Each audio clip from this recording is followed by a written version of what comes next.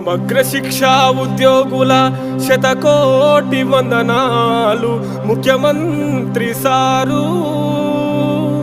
మీ హామీ నెరవేర్చి మా జీవితాల్లో కొత్త వెలుగులను నింపండి సారు.